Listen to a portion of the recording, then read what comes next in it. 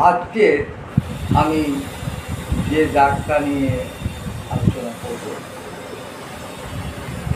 সেই ডাকটা vegetable kingdom থেকে আমরা অর্ডার করেছি। এটা আমাদের দেশে এই ভেজিটেবল পাওয়া যায় না। আমেরিকা বা অন্য কয়েকটা দেশে এই গাছটা, যে জমি চাষযোগ্য নয়, স্যান্ডি সয়েলে, অর্থাৎ যাতে বালির পরিমাণ বেশি আছে, পরিত্যক্ত জমি, সেই জমিতে এই গাছটা চলে। তাহলে ডিজিটালিস পারপুরিয়া এটা ভেজিটেবল কিংডম থেকে আমরা আহরণ করেছি। এখন ডিজিটালিস পারপুরার এই ওষুধটা দেখতে কেমন, অর্থাৎ কনস্টিটিউশন দেখতে কেমন, চিলি আর হট, কোন মায়াজম, কোন ডায়াথিসিস, সেগুলো আমাদের মনে রাখতে হবে। এই প্রসঙ্গে বলি যে ডিজিটালিস এর পেশেন্টকে দেখতে কেমন এটা অনেক সময় আমরা লক্ষ্য করব না। তবে একটা বিয়ে বাড়িতে আমরা নিমন্ত্রিত হয়েছি, সেখানে মাছ, মাংস ইত্যাদি হয়েছে। ডাল যদি হয় তাহলে উত্তম, না হলে যে খুব বেশি অতিথিরা অসন্তুষ্ট হবে তেমন নয়। ঠিক তেমন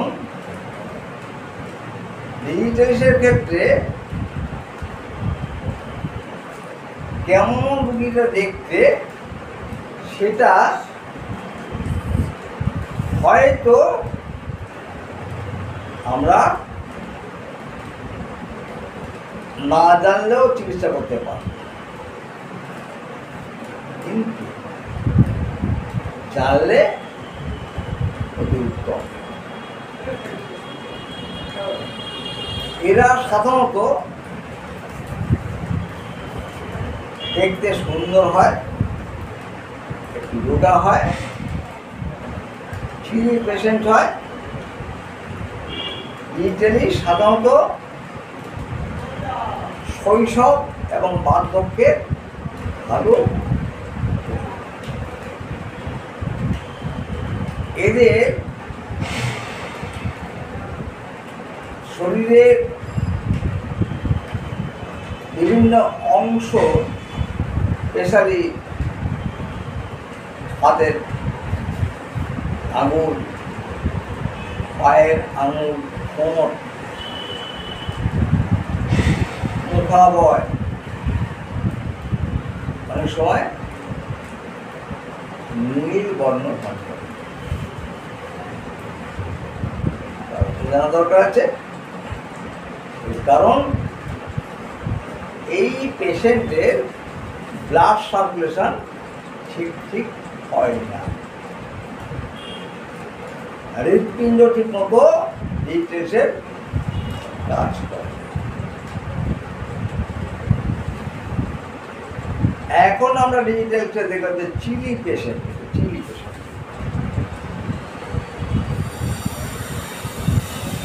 খুবই চিলি পেশেন্ট, কোনোভাবেই ঠান্ডা সহ্য করতে পারে। অনেকে বলে যে এটা শরীর ডাক, কেউ বলে মায়াজমের ধার ধারে না ডিজিটালিস। কিন্তু আমরা আজকে যে সমস্ত সিম্পটম নিয়ে আলোচনা করব, সেগুলো শরীর এবং সাইকোসিস যদি না থাকে তাহলে এই ওষুধ এত কঠিন কঠিন রোগ সারাতে পারে, স্পেশালি হার্টের মতো অর্গান যদি ইনজিওর হয়, তার কাজ ঠিকমতো না করে, সেক্ষেত্রে কিন্তু B30 বিকল্প নিরাময়। এরা স্কপুলাস ডায়াবেটিস যুক্ত, ইরিটেবল মানসিকতা সম্পন্ন, আর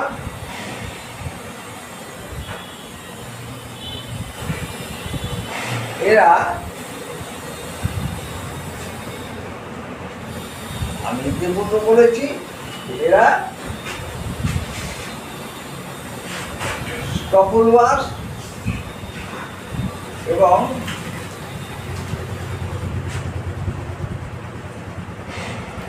স্কপুলাস ডায়াবেটিস যুক্ত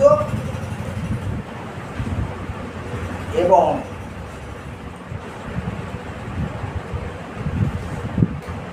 এই ড্রাগটা তখনই ইউজ করব যখন এই ড্রাগটা হার্টকে কোনোভাবে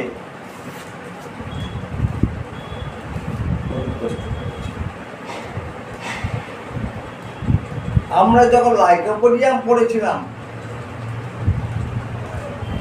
তখন আমি বলার চেষ্টা করেছিলাম যে লাইকোপোডিয়াম ডাইজেস্টিভ সিস্টেমকে তারা দেবেই দেবে।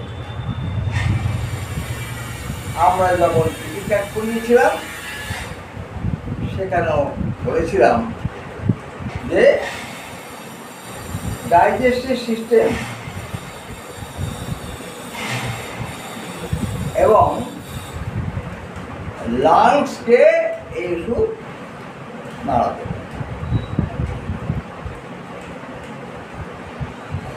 আমরা অ্যান্টিমটার পরামর্শ বলেছিলাম যে লাংসের রোগ নেই তাকে আমরা অ্যান্টিমটার প্রয়োগ করব না। আমাদের আলোচ্য ওষুধটা যদি নাকি ওই হার্টকে আক্রান্ত করে তাহলে আমরা অ্যাকর্ডিং টু সিম্পটোমোলজি অন্য ডাক নির্বাচন করব। সে কথা মানে ডিজিটালিস্ট এই কথা বলতে চাইছি আমি, এই যে ডিজিটালিস্ট হার্টের উপরে মারাত্মক তার একটা ক্রিয়া আছে। তাহলে আমরা জেনে নিলাম ডিজিটাল সম্পর্কে সামান্য কিছু ব্যাপার। এখন আলোচনা করব ডিজিটালিস্ট পারপুরা এই ওষুধটা ক্রিটিক্যাল ট্রায়ালে কোন কোন রোগ সারাতে পারে বলে আমরা দেখেছি। এই ডিজিটালিস্ট পারপুরা অ্যাঞ্জাইনা পেক্টোরালিস বলে একটা হার্টের রোগ, যা কিউর করতে সম্ভব আমরা ক্লিনিক্যাল ট্রায়ালে দেখেছি। অ্যাজমা সারাতে পারে ডিজিটালিস্ট,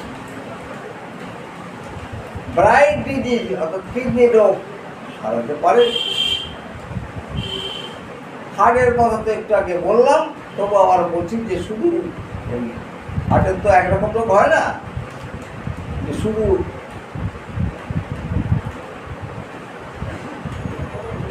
অ্যাঞ্জাইনা পেক্টোরালিসে কাজ করে। তারা হার্টের এনি টাইপ অফ ডিজিজ যদি নাকি সিমটম করে আমরা ডিজিজের ব্যাপার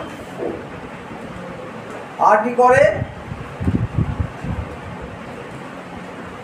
এটা ক্লিনিক্যাল ট্রায়াল আমরা দেখে নিয়েছি অ্যাজমা সারায়,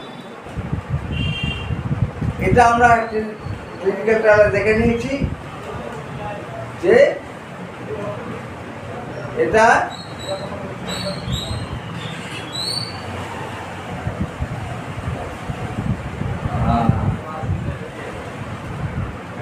ইন্টারমিডিয়েট পালস যদি থাকে কোনো জিনিসের সঙ্গে সম্পৃক্ত, এই ওষুধের বিকল্প আমরা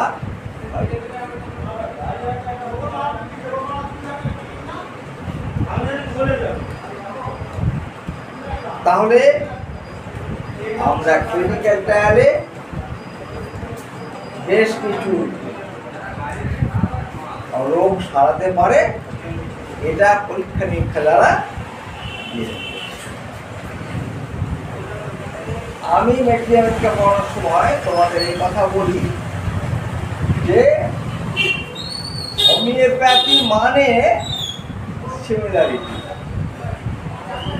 অর্থাৎ বিষে হয়। তো হোমিওপ্যাথি মানে সমান।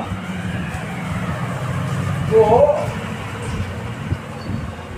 যে ভেষজ গুণসম্পন্ন কোনো ভেষজ যে সিমটম সুস্থ মানব দেহে প্রয়োগের পর প্রবেশ করে, অসুস্থ অবস্থায় সেই সিমটম যদি নিয়ে কেউ আমাদের কাছে আসে, তাকে আমরা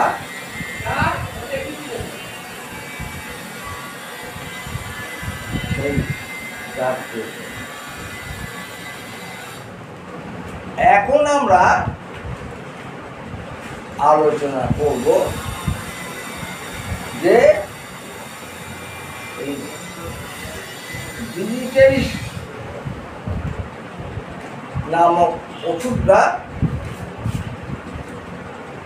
হোমিওপ্যাথি যেহেতু ড্রাগ, এটা তাই তার নামের মধ্যে কি সিমিলারিটি পাই, নামের মধ্যে কি সিমিলারিটি পাই, এরকম করে ম্যাথমেটিকা আমার চোখের সামনে এখনো পড়েনি। বাংলাদেশের একজন প্রফেসর, তিনি পড়াতে মানে ইউটিউব তৈরি করার সময় যে লেকচার দেন, তাতে কোশ্চেনকালে কিছু কিছু ড্রাগের নামের সঙ্গে আসে ওষুধের মিল খুঁজে পেয়েছেন এবং সেগুলো লেকচারের মধ্যে বলেছেন।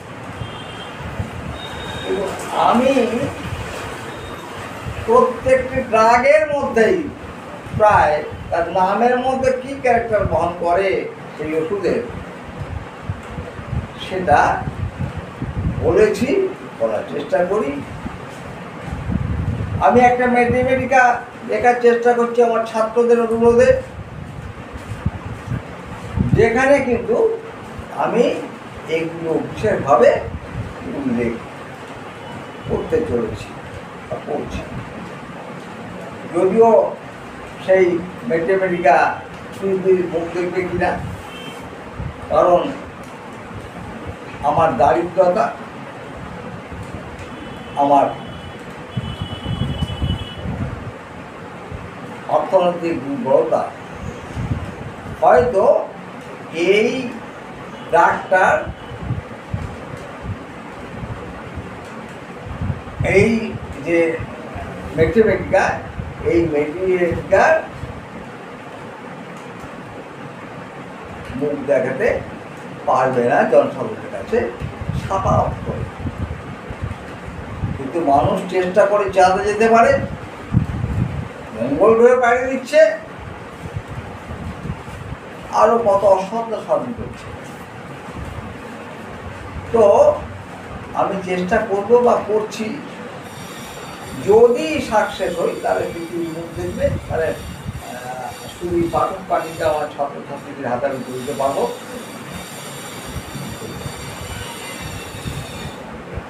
এখন প্রশ্ন একটা আসবে যে আমি তো চিকিৎসক, তাহলে আপনি দরিদ্র বলছেন কেন?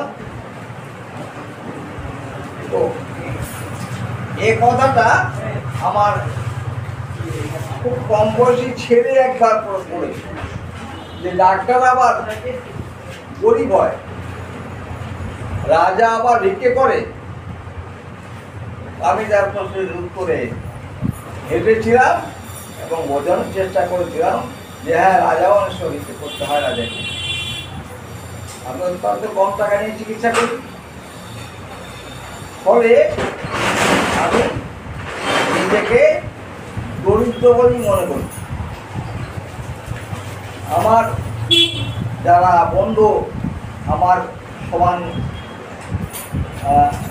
কোয়ালিফিকেশন নিয়ে চিকিৎসা করছে, তারা কারোর 10,000 টাকা ভিজিট, কারো 5,000 টাকা ভিজিট, আর কারো 3,000 টাকা কমপক্ষে ভিজিট। আমি সে তুলনায়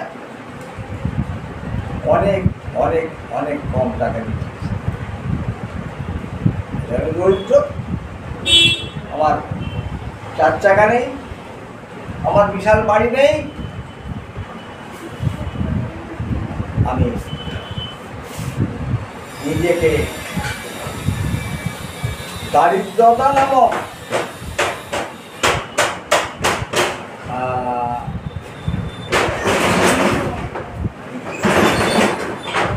ডেমন, অর্থাৎ দৈত্যের কবলে পড়েছি। এখন আমি এই জিনিসের প্রত্যেকটি ওয়ার্ড নিয়ে আলোচনা করব, যেগুলো ডিটেলসের ক্যারেক্টার বহন করে, অর্থাৎ আমরা তার প্রত্যেকটি ওয়ার্ডের মধ্যে তার চরিত্র জানতে পারব। ডিটেলস বানানো হচ্ছে DIGITALIS, তারপর হচ্ছে PURPUEA, পাপুরিয়া। তো এই যে নামের আদ্যাক্ষর দিয়ে ওই ওষুধের চরিত্র চিত্রায়ন করা, এটা যেহেতু কোনো ম্যাথমেটিকে পড়া যায় না, পাওয়া যায় না, বা আমি পড়িনি, তাই আমি এটা নিজে নিজে সময় মতো চেষ্টা করেছি এটা লিখে আনার, তাই লিখে নিয়ে এসেছি। তাই আমি এটা দেখে দেখেই পড়ব। আমি সাধারণত যে লেকচার দিই, আমি এককালে শিক্ষক ছিলাম, আমি কখনো কোনো টেক্সট বুক ছাত্রদের আনতে বলতাম না এবং টেক্সট বুক থেকে পড়তাম না। আমি নিজেই একটা নিজেকে বই বলে মনে করি। ফলে আমার পঠিত বিদ্যা, সেই বিদ্যা আমি প্রয়োগ করে ছাত্রদের বোঝানোর চেষ্টা করতাম, এখনও সেই ঐতিহ্য বহন করে চলেছে। এখন ডিটেলস বানান, ডি দিয়ে শুরু, আদ্যাক্ষর D. D stands for delirium, অর্থাৎ ডিটেলসের মধ্যে আমরা প্রলাপ দেখতে পাই, কখনো কখনো কোনো কোনো অবস্থায় সে প্রলাপ বলতে থাকে। I stands for imbecility. Imbecility মানে হচ্ছে মানসিক দুর্বলতা। এরা ফিজিক্যালি এবং মেন্টালি খুবই দুর্বল হয়। জি স্ট্যান্ড ফর গ্লুমি। এরা বিষণ্ণ প্রকৃতির হয়। প্রসঙ্গত উল্লেখ করি, যারা হার্টের রোগের রোগী তারা বিষণ্ণ হয়। হার্টের খুব ভালো একটা ওষুধ, ফলে আমরা তার মধ্যে ওই বিষণ্ণতা লক্ষ্য করব। এখন আই স্ট্যান্ড ফর ইম্বিসিলিটি, যেটা ইতিপূর্বে আমি বলেছি, আবারও বলছি যে মানসিক অবসাদযুক্ত বা দুর্বলতাযুক্ত পেশেন্ট হচ্ছে ইলিটারি। টি স্ট্যান্ড ফর টক ইনডিসপোজ। টক ইনডিসপোজ মানে হচ্ছে এরা খুব বেশি কথা বলতে চায় না বা বলতে পারে না, বলা যেতে পারে, চুপচাপ থাকে।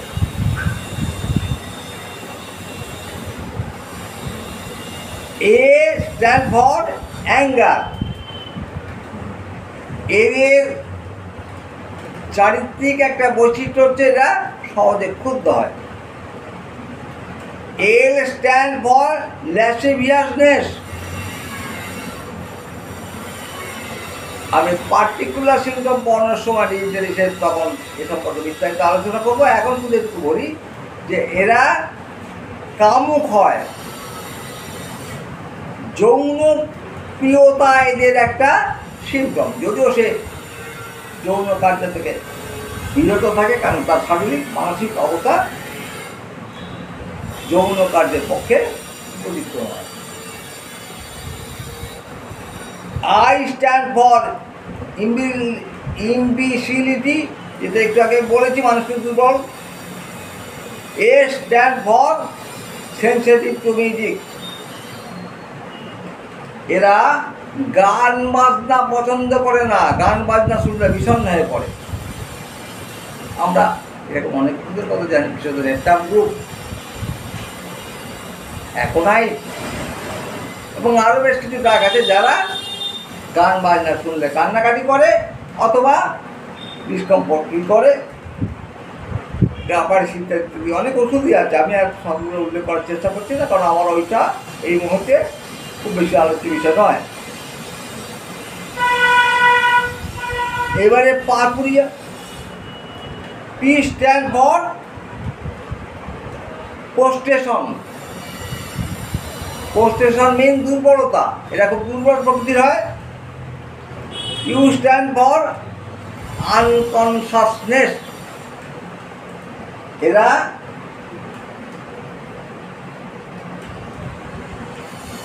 কখনো কখনো অজ্ঞান হয়ে পড়ে। R stand for restlessness. এরা অস্থির প্রকৃতির হয়। পি স্ট্যান্ড ফর পোস্টেশন, যেটা আমি একটু আগে বলেছি, মানসিক অবস্থাগ্রস্ত।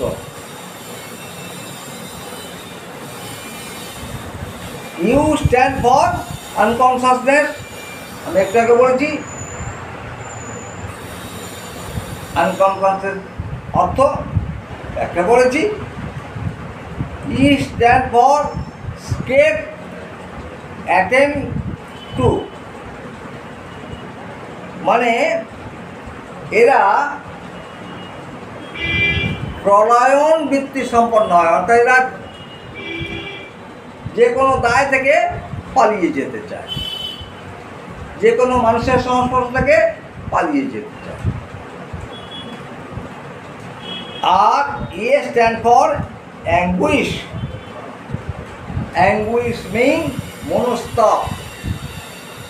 এরা মানসিক দিক থেকে অনুতপ্ত হয়, মানসিক অবসাদগ্রস্ত এবং মানসিক সন্তাপযুক্ত। তাহলে আমরা নামের মধ্যে ডিটেলসের চরিত্র চিত্রায়নের সামান্যতম চেষ্টা করেছি। আমার প্রিয় ছাত্রছাত্রী, আমার ভিডিও যারা দেখছেন তারা মেডিকেল ছাত্র হোক, চিকিৎসক হোক, প্রফেসর হোক,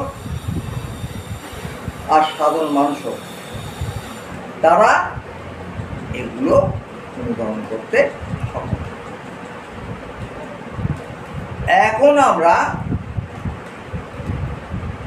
ডিটেলসে এমন কিছু সিমটম নিয়ে আলোচনা করব যে সিমটমগুলো দিয়ে আমরা ডিজিটাইজকে সহজেই চিনে নিতে পারি।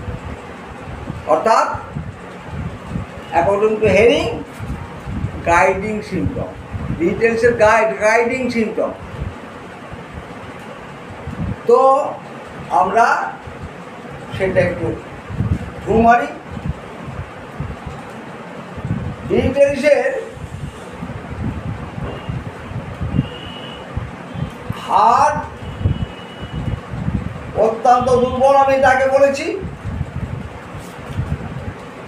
আমি বলেছি যে এদের পালস অত্যন্ত মন্দ গতি সম্পন্ন। আমরা যারা চিকিৎসক তারা রুগী পালস দেখে আর বুঝতে পারি না অনেক সময় ডিজিটাইজে যে সে বেঁচে আছে না মারা গেছে। এদের আমরা জানি সাধারণ মানুষের পালস রেট কত হয়, 72 থেকে 80 বার। সুস্থ মানবদের পালস রেট হচ্ছে 72 থেকে 80। আমরা ডিজিটাইজের পালস রেট 50-40 ইত্যাদি পাবো। শুধু তাই নয়,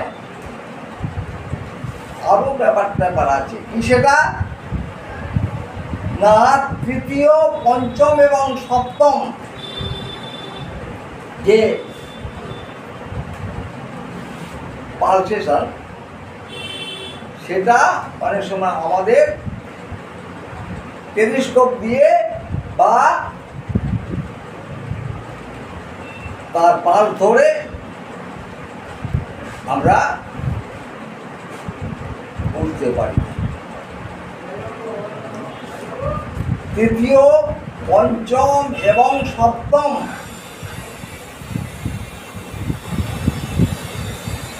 এই যে ব্যাপার, এগুলো আমরা অনুধাবন করতে পারি। আর কি এদের পোস্টেড গ্ল্যান্ড এনলার্জ বশত এরা পেচ্ছাপ ঠিক মতো করতে পারে। প্রস্রাবারে গিয়ে 8 ঘন্টা ধরে কোঁত দিয়ে চলেছে।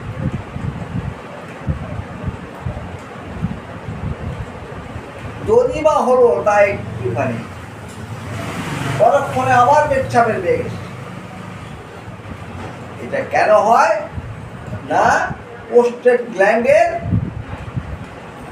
এনলার্জমেন্টের জন্য। আর কেন হয় না, যদি যৌবনে কোনো ব্যক্তি হস্তমৈথুনে ব্যস্ত থাকে, পরবর্তীকালে তাকে এই সিমটমে আক্রান্ত করে। আর কি প্রস্টেশন, আমি যেগুলো বলেছি, এরা খুবই দুর্বল হয়। কোথায় দুর্বলতা? এদের শরীরে এবং মনে, এই জায়গাতে।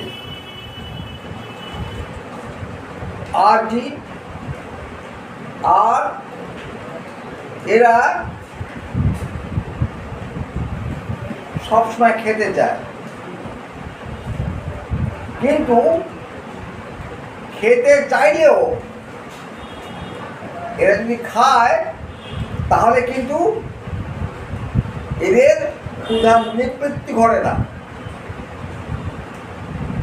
অর্থাৎ তারপরে তার হাঙ্গারনেস থাকে, সে এমটি অর্গান সেন্সেশন ফিল করে। আর কি না, তার সবসময় বমি বমি ভাব থাকে, খাবারের গন্ধ সিপিয়ার মতো, কলচিকানোর মতো সহ্য করতে পারে না। মজার বিষয়, খাবার খায় তার পেটে ফুলফিল না হলেও, অর্থাৎ তার এই পেট ভরে গেছে এমন অনুভূতি না হলেও তার এই বমিটা বা বমি ভাবটা বন্ধ হয়ে যায়। বুঝছেন তো? আরে হোমিওপ্যাথি মানেই তো অদ্ভুত, মানুষের চরিত্র কত অদ্ভুত, তাদের ওষুধের চরিত্র তাই অদ্ভুত। এই অদ্ভুতত্ব যে যত মনে করতে পারবে সে তত বড় হোমিওপ্যাথি চিকিৎসক হিসাবে নিজেকে পরিচয় দিতে পারবে, সে তত সাকসেস পাবে। আমরা এমন দেখেছি বাসে উঠে ভিক্ষে করছে, কিন্তু তার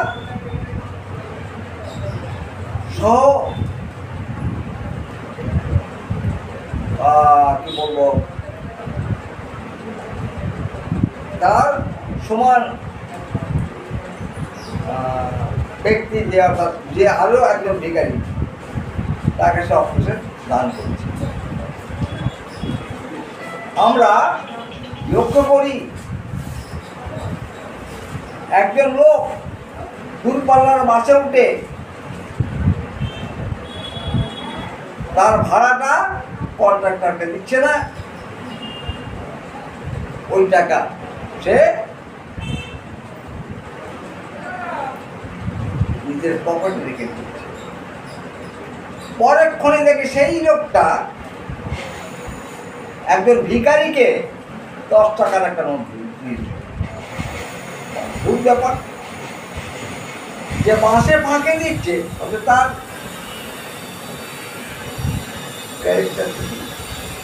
সে দান করছে। আমরা দেখেছি যে ডাকাত বা চোর বা গুন্ডা এরা মানুষকে খুন করে, এরা মানুষকে মারধর করে ইত্যাদি। অথচ সেই গুন্ডাকে দেখি যে কার মেয়ের বিয়ে হচ্ছে না, সেই ডাকাতকে দেখি যে কার মেয়ের বিয়ে হচ্ছে না, যে ডাকাতি করে, তার পেশা ডাকাতি করে, সে লোকটা মেয়ের দায়গ্রস্ত ব্যক্তিকে অর্থনৈতিক সাহায্য। মজার ব্যাপার, ঈশ্বরের এই যে সৃষ্টি, সেখানে আমরা অদ্ভুতত্বগুলো লক্ষ্য করতে পারি। আমাদের ওষুধের মধ্যে এরকম অদ্ভুত চিন্তা অবলোকন করব, এবং আমরা সেগুলো যদি ঠিকভাবে রিয়েলাইজ করি, তাহলে কিন্তু আমরা একজন সফল চিকিৎসক হিসাবে নিজেদের পরিচিত বা প্রতিষ্ঠিত করতে পারব। যারা আমার ছাত্র, বিশেষত আমার যারা চেম্বারে অ্যাটেন্ড করে, আমার তো অনেকগুলো চেম্বার, প্রত্যেকটা চেম্বারেই আমার অসংখ্য ছাত্ররা এসে ভিড় জমায়। তো তারা লক্ষ্য করেছে আমি ক্যান্সার নামক রোগে সুস্থ করতে সক্ষম হচ্ছি, আমরা হাইড্রোসেফালাসের মতো রোগকে সুস্থ করতে সক্ষম হচ্ছি, আমি gallbladder, kidney stone, asthma, Baat, allergy, সরাইসিস, যেসব রোগগুলোকে ভালো করা মোটেই বালখিল্য নয়। অনেক খ্যাতমান চিকিৎসক তারাও এইসব রোগী সারাতে ব্যর্থ হয়। স্পেশালি যারা একাধিক ওষুধ, মাদার টিচার, বায়োকেমিক, এইসব। তাহলে আমরা কিন্তু আমার চেম্বার যদি কারোর এই কোনো সন্দেহ থাকে যে এই থ্যালাসেমিয়াকে রক্ত দেওয়া বন্ধ করা যায়, যদি কারো সন্দেহ হয় আমার চেম্বার চলে আসতে বলবো। আমার ফোন নাম্বার দেওয়া থাকে স্ক্রিনে, এটা থেকে চলে আসুক তারা, আমি দেখিয়ে দেবো তাকে যে একটা নয় একাধিক রুগীর থ্যালাসেমিয়া রুগীর আমরা ব্লাড ট্রান্সফিউশন অডিট করে দিচ্ছি, বা ফ্রিকোয়েন্সিটা অনেকটা বাড়াবো। আমি আমার চেম্বারে যদি কেউ আমাকে আমার এইসব কথা শুনে, লেকচার শুনে তার যদি সন্দেহ জাগে, আমি আমার চেম্বারে আমন্ত্রণ করছি, এসে দেখে যাক যে ক্যান্সার রোগী ভালো আছে কিনা। ক্যান্সার নন কিউরেবল ডিজিজ বলে আখ্যায়িত হয়ে থাকে। দেখুন না পারে কিনা। তবে তার মানে এই নয় যে আমি মস্ত বড় ডাক্তার আর সব ক্যান্সার রুগী, সব থ্যালাসেমিয়া রুগী বা সব যে কোনো রুগীকে সারিয়ে। তো সুতরাং আমারও জ্ঞান সীমিত, আমারও লিমিটেশন আছে রোগ সারানো। সব ক্ষেত্রে যে আমি সব রুগীকে সম্পূর্ণ সুস্থ করতে পারবো এমন নয়। এসব ব্যাপারে আমার ভিডিও আছে, ক্যান্সারের ভিডিও আছে, থ্যালাসেমিয়ার ভিডিও আছে, কি বলে হাইড্রোসেফালাসের ভিডিও আছে, সোরাইসিসের ভিডিও আছে, হাই ব্লাড সুগারের ভিডিও আছে। আপনারা পারলে আমার স্কিলে অ্যানিম্যাল হোম রিসার্চ সেন্টার এখানে দেখে নেবেন, অথবা একেবারে চাক্ষুষ প্রত্যক্ষ করতে আমার চেম্বারে চলে আসুন। রাত 9টার পরে আবার ফোন করুন, চেম্বারের ঠিকানা নিয়ে নিন, আসুন দেখুন হবে কি সব ঠিক আছে। সেগুলো কী করে সম্ভব না? আমার এই মানসিকতা আছে যে হোমিওপ্যাথি অসাধ্য সাধন করতে পারে, এবং সেই জন্যে যে যে সিমটম, যে যে মাইনু কথাবার্তা আমাদের প্রয়োজন সেগুলোকে। এখন আমি আবার ফিরে যাই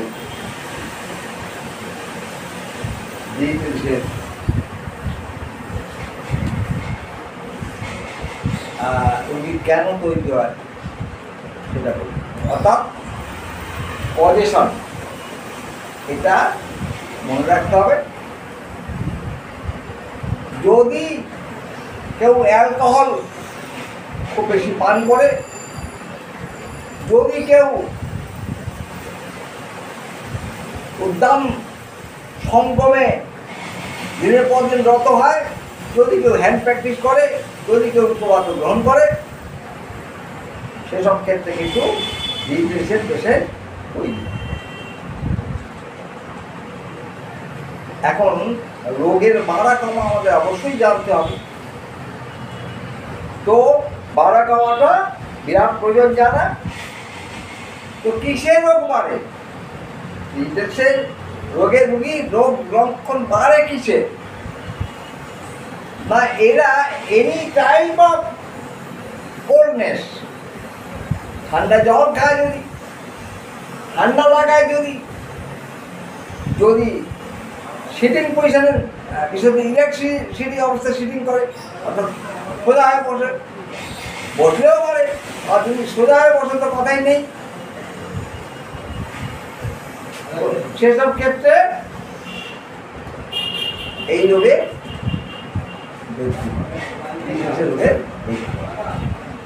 কমই কিছু জানতে হবে। যদি রেস্ট পজিশনে থাকে তাহলে কিন্তু এদের যে কোনো রোগ, এরা যদি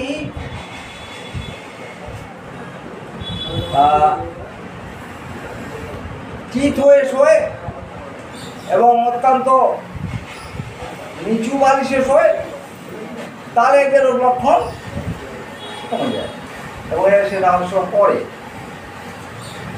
আর কি, আর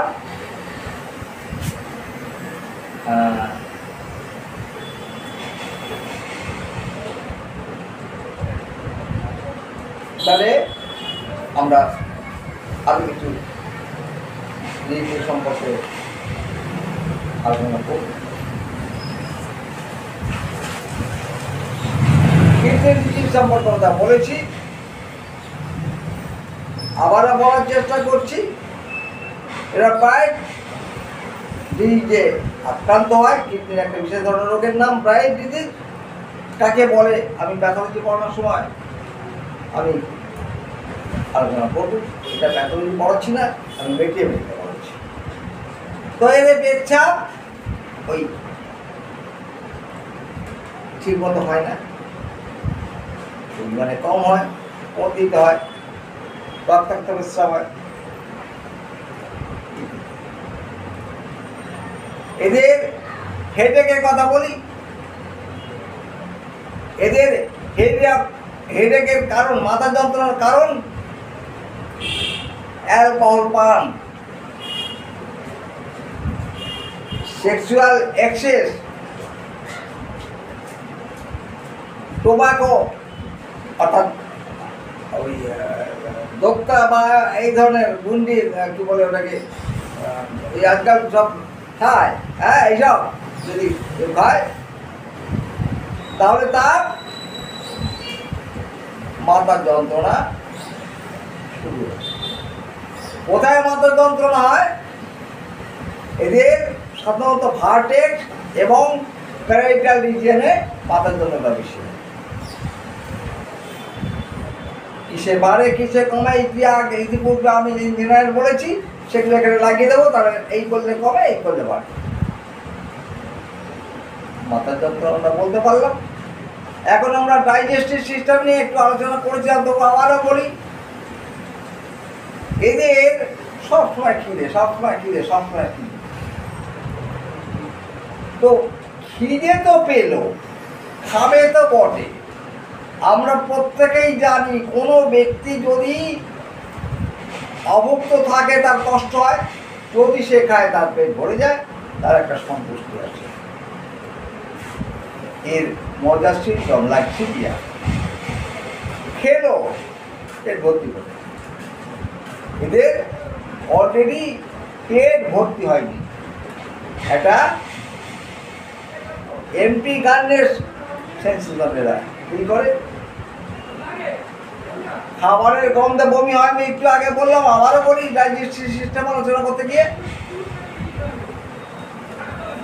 খাবে কি?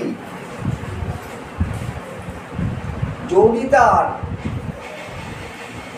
সবসময় বমি ভাব থাকে,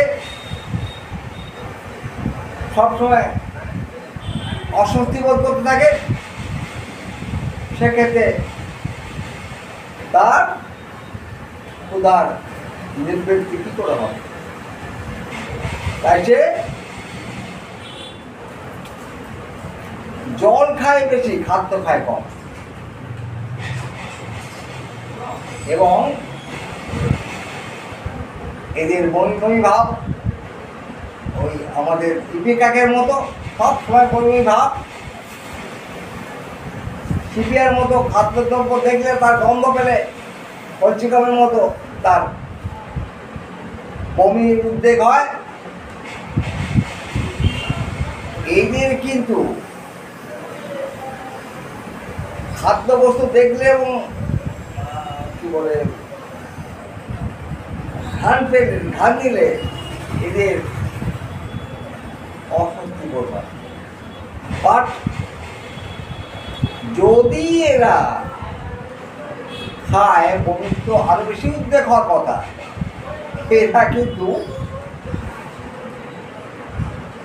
তখন ওদের বমির যে সিমটম থাকে, বমি ভাব বা বমি হওয়ার, সেটা রিমিশন। অদ্ভুত সিমটম, অদ্ভুত সিমটম, অদ্ভুত সিমটম।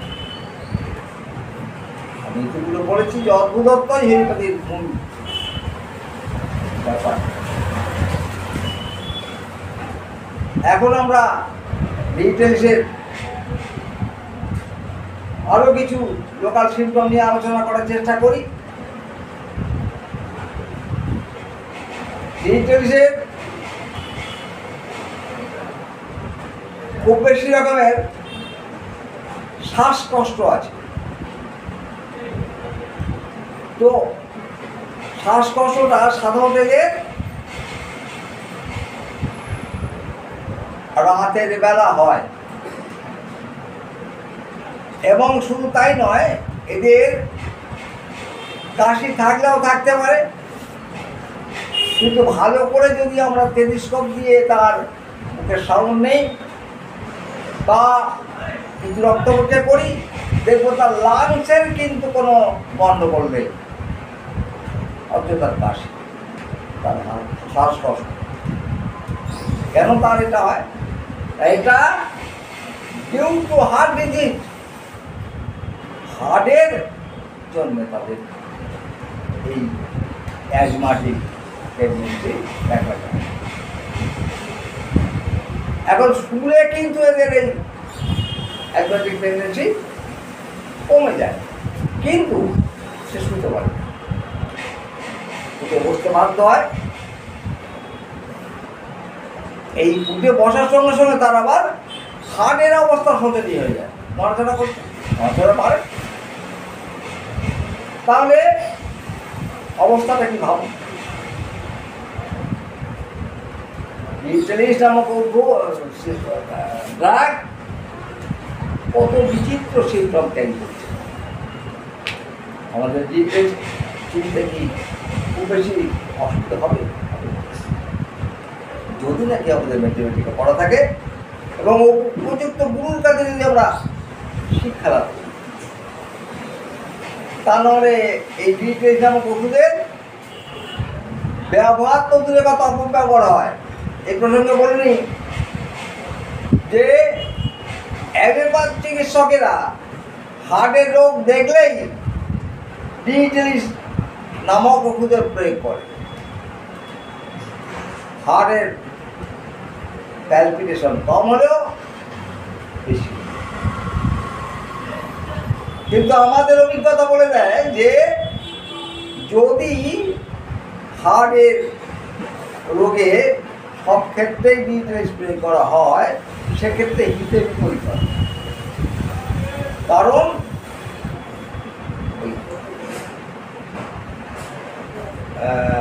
কি বলে, তার রোগ লক্ষণের বৃদ্ধি ঘটে, এমনকি হার্ট অ্যাটাক হয়ে মারা যেতে পারে। ডিটেলিসের মাদার টিনচার কখনোই যেন কেউ ইউজ না করে। যদিও আমরা দেখি যে 100 জন ডাক্তারের মধ্যে হৃদরোগের রুগী আসলে তার মধ্যে প্রায় 70 জন 80 জন 85 জন মাদার টিনচার কি করতে হয়, কি করে কখনো 6, 12, 30 অনেকে ব্যবহার করে, যেটা উচিত নয়। যদি একান্তই লো পরিস্থিতি হয় তাহলে সেক্ষেত্রে কমপক্ষে 30 পরিস্থিতি ব্যবহার করতে হবে। তাহলে হলো 200 1M ইত্যাদি। ডিটেলসের আগে পরে চায়না দেওয়া যায় না, ক্যাম্পার দেওয়া যায় না। এখন আমরা ডিটেলসের সঙ্গে আরও কয়েকটা ওষুধের যে সিমিলারিটি আছে সেগুলো নিয়ে একটু আলোচনায় প্রবৃত্ত হচ্ছি। কয়েকটা ওষুধ এখানে উল্লেখ করছি। ডিটেলসের রুগী এরা রাত্রে শুয়ে আছে, হঠাৎ করে এমন খুব ধরপড় করা হলো যে এরা আরো বেশি মনে হয় দম বন্ধ হয়ে যাচ্ছে, পুরো বললো তাড়াতাড়া করলেই তার বেরিয়ে যাবে। আমি যেগুলো বলছি যে হার্ট রেট কম এবং পালস রেট কম, কিন্তু যদি এরা নাড়াচাড়া করে বা হঠাৎ হঠাৎ উঠে বসে ইত্যাদি, সেসব ক্ষেত্রে কিন্তু আবার সম্পূর্ণ অপোজিট সিমটম ক্যারি করে নিয়ে হঠাৎ সবটাই বেড়ে যায়, আর সেটা বেড়ে যায় হার্ট রেট। অদ্ভুত ব্যাপার। আমি বারে বারে বলি এই অদ্ভুতত্বই আমাদের হোমিওপ্যাথি। যার এই অদ্ভুত সিমটমগুলো বেশি আয়ত্তের আছে তারাই প্রকৃত হোমিওপ্যাথি চিকিৎসা করে সাফল্য লাভ করে। এখন কয়েকটা ওষুধ নিয়ে আলোচনা করি যারা মোটামুটি সিমটম ক্যারি করে অথচ পার্থক্য থাকে। আল্লাহ 100টা 1000টা এখনই ছাঁচ নেই, ভগবানের একটা বা 1 কোটি ছাঁচ নেই। তাদের অনেক রকম ছাঁচ দিয়ে ওরা কোনো জিনিস তৈরি করে, এখানেও ঠিক তাই। প্রত্যেকটা রুগী পৃথিবীতে একই রকমের সিমটম ক্যারি করে না। দুটো মানুষকে যেমন পুরো সিমিলারিটি তার মেন্টাল থেকে আরম্ভ করে তার দৈহিক গঠন থেকে আরম্ভ করে যেমন মেলাতে পারি না, ঠিক তেমন ডিজিটালিসের সমকক্ষ ওষুধগুলো মনে হয় বোধ হয় ডিজিটালিস, বাট ডিজিটালিস না, কিছু না কিছু পার্থক্য হবে।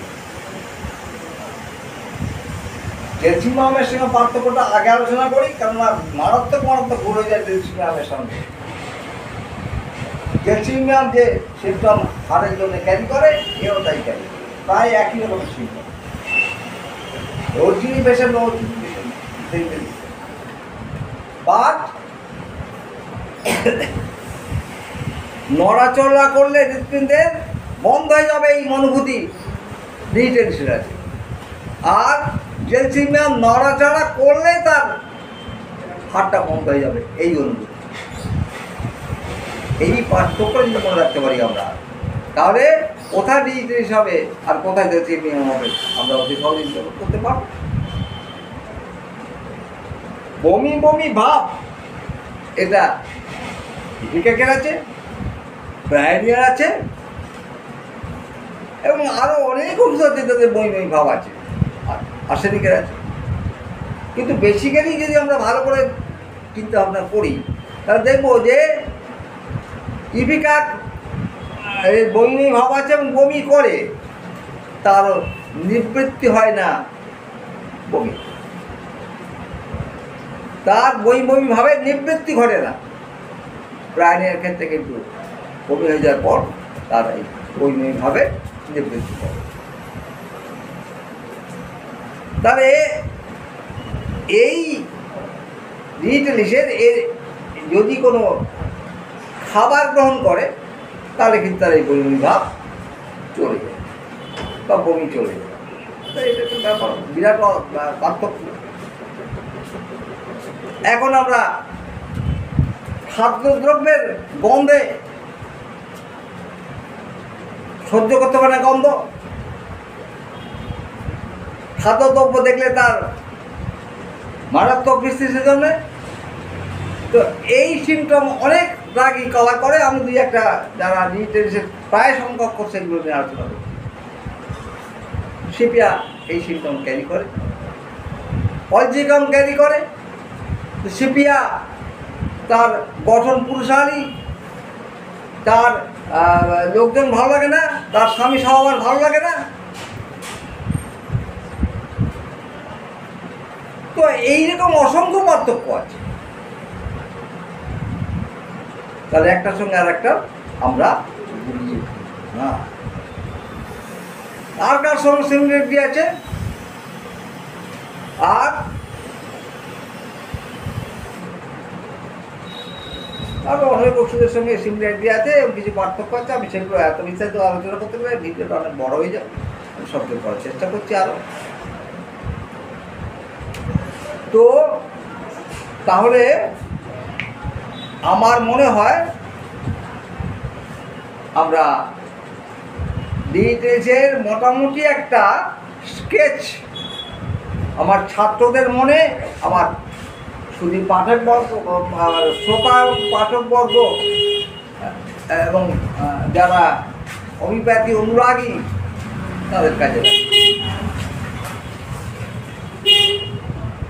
আমরা ডিজিটালিস যে আলোচনা করছি ওটা এখন শেষ করছি, কারণ ভিডিওটা অনেক বড় হয়ে যাচ্ছে।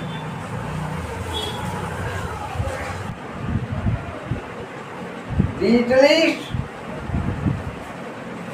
যদি নড়াচড়া করে, তাহলে তার হাড়ের বিটনে বেড়ে যায় এবং দম বন্ধ মতো হবে। আর ডেলসিমিয়াম যদি নড়াচড়া না করে, তাহলে তার মনে হয় আমার হৃৎপিণ্ড স্তব্ধ হয়ে যাবে। আর ঘুমের মধ্যে গভীর রাত্রে হঠাৎ দমবন্ধ ভাব, এটা ল্যাকেসিস নামক ওষুধ খুব বেশি ক্যারি করে এই সিমটম। আমাদের ডিজিটেশন তাই বুক গেল ইত্যাদি করে বিছানা ছেড়ে লাফিয়ে ওঠে। কিন্তু দুটো ওষুধের মধ্যে অনেক পার্থক্য আছে। আমি পার্থক্য কত আর বলবো। ল্যাকেসিস লেফট হ্যান্ড সাইডের মেডিসিন, মেন্টালি সে খুব বেশি হিসাব পরায়ণ, তার ক্ষতি না করলেও তার সে অন্য লোকের ক্ষতি করতে চায়, খুব বেশি কথা বলে। হট পেশেন্ট, কিন্তু আমাদের লিটলিস ফ্রি পেশেন্ট, সে কথা বলতেই চায় না, তার সমস্ত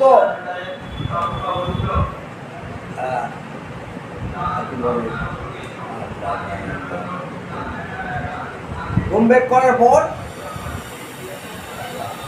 উঠে বসে, তাহলে তার শ্বাসকষ্ট অধিকতর।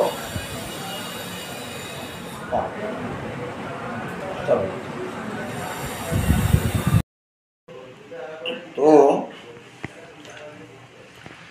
ডিজিটালিসের সঙ্গে যে ওষুধগুলো খুব বেশি গুলিয়ে যাওয়ার কথা, তার কয়েকটা উল্লেখ করেছি। এখন আপনাদের ক্যালিনিয়ার সঙ্গে আর ডিজিটালিসের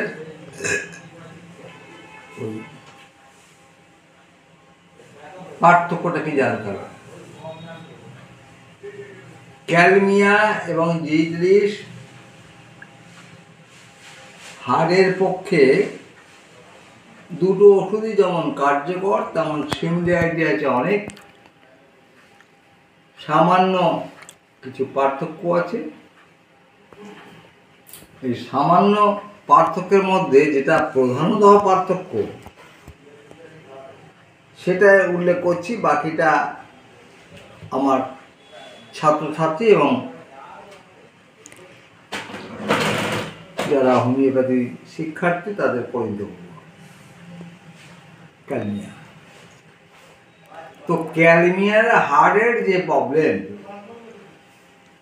আর ডিজিটালিসের হার্টের যে প্রবলেম, দুটো প্রায় প্যারালালি যাচ্ছে, অর্থাৎ একই রকমের। কিন্তু বেসিক যে পার্থক্য সেটা হচ্ছে কি, ক্যালমিয়ার হার্টের ডিজিজ তৈরি হয় যদি তার ইতিপূর্বে বাতে আক্রান্ত হয়েছিল কোনো পেশেন্ট, বাতে আক্রান্ত হওয়ার ফলে রোগী কোনো অনেক ক্ষেত্রেই বিভিন্ন ধরনের মালিশ ব্যবহার করেন। এটা অত্যন্ত ক্ষতিকারক। আমি বারে বারে আমার ভিডিওগুলোতে উল্লেখ করেছি যে স্কিন ডিজিজ বা তারপরে মাইগ্রেন, এই সমস্ত রোগগুলোয় অবশ্যই যেন কোনো মালিশ, কোনো অয়েলমেন্ট ব্যবহার করা না হয়। তো এখানে যদি দেখা যায় যে কোশ্চিনকালে কোনো পেশেন্ট বাতে আক্রান্ত ছিল, রোগী কোনো মালিশ দিয়ে আর তার বাতের তথাকথিত আরোগ্য করেছে, অর্থাৎ বাতের যে পেইন সেটা থেকে রেহাই পেতে ওই মালিশ ব্যবহার করেছে।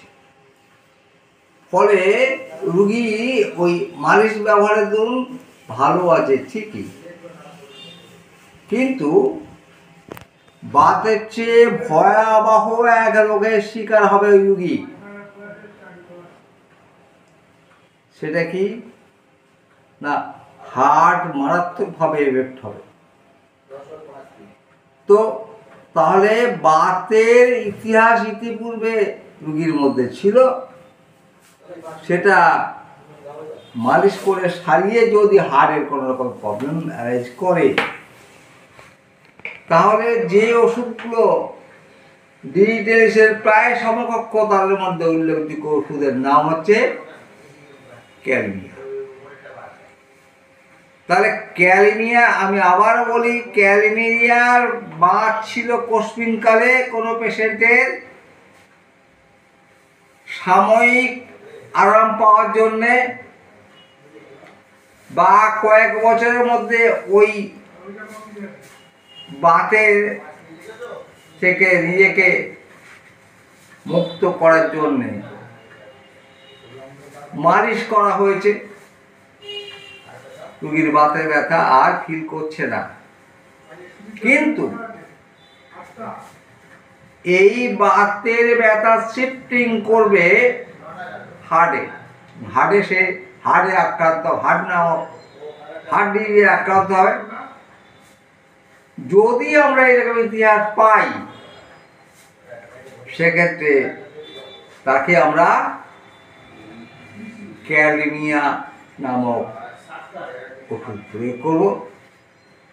করলে তার পূর্বের যে বাত, যেটাকে সে সাপ্রেস করেছিল, সেই বাত পুনরায় দেখা দেবে। এবং পরবর্তীকালে অ্যাকর্ডিং টু হোমিওপ্যাথি যে আমরা চিকিৎসা করি, সেই নিয়মে ক্যালমিয়া দেওয়ার ফলে ওই রুগী তবে ওই হার্টের রোগ থেকে মুক্তি পাবে। তো প্রথমে কিন্তু বাতের ব্যথা দেখা দেবে, তারপর ক্রমশ ওই রুগী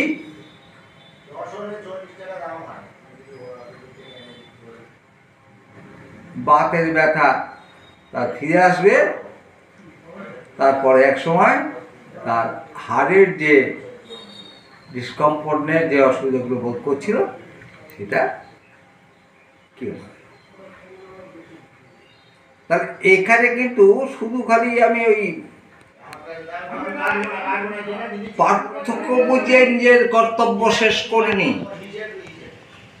আমি সাধারণ মানুষকে এবং আমার ছাত্রছাত্রীদের এবং হোমিও শিক্ষার্থী তাদের এটা একবার স্মরণ করিয়ে দিলাম যে বাতের ব্যথা যদি